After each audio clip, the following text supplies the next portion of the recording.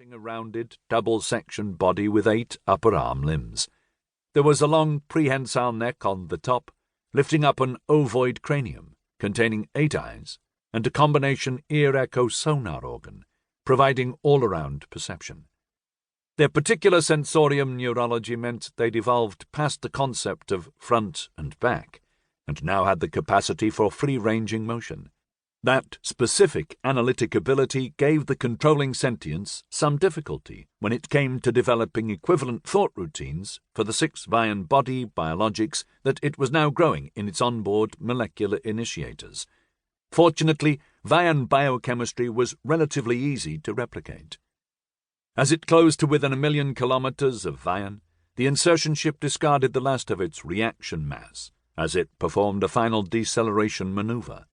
Now it was basically just falling toward the southernmost tip of the Farava continent.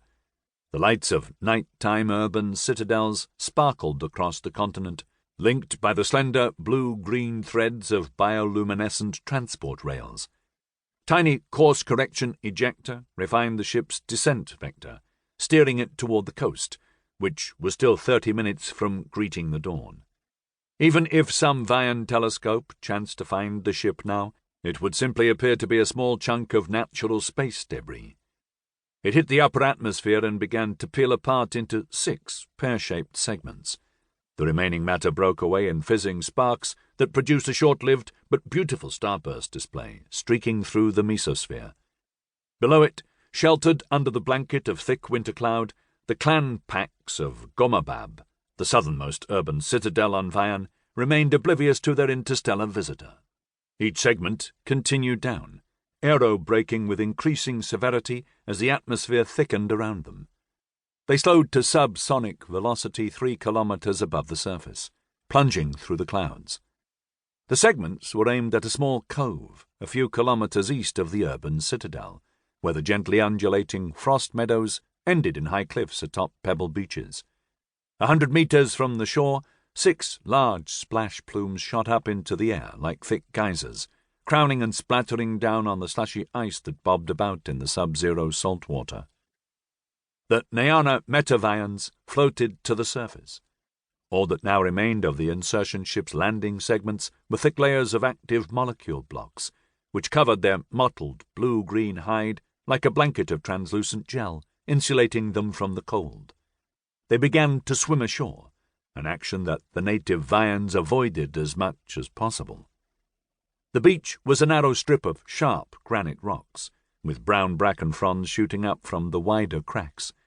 A tall cliff loomed above it, with a narrow V-shaped gorge that offered a slippery pathway up to the frost meadows.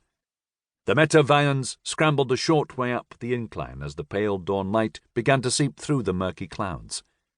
Their last protective layer liquidized, draining down into the stones, where it would be flushed away by the next high tide. "We made it," one emitted in a stream of fast whistles, the local clan dialect. "I was concerned about the landing impact," said another, the female of the group. "Fortunately, I am undamaged. These bodies are sturdy." "My skin is puckering," a third said. "The locale's temperature is below optimum." The first one reached into a bag that had been strapped to his upper body and pulled out clothing modelled on commercial imagery that the Vians had broadcast 6 months earlier. "I believe we should cover ourselves as quickly as—" He stopped in alarm. A creature emerged from behind a large boulder at the base of the cliff. In all the years the insertion ship had monitored broadcasts from Vian, no mention had been made of anything like it on the planet. The alien had a bipedal symmetry, with double-segment legs emerging from the base of a flat torso section. A pair of arms with limited articulation protruded from the top on either side of a squat neck that supported a bulbous head, covered in tight, thin-looking ebony skin. Twin eyes gazed down at the Metavians. The creature was more than twice their height, and walked toward them in an alarming motion that was mostly lurches. It was clad in a thick green garment. An arm was extended, with the 5 small manipulator digits at the end curling around a metallic cylinder.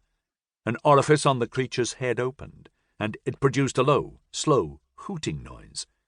The cylinder began to talk in Vian. Please don't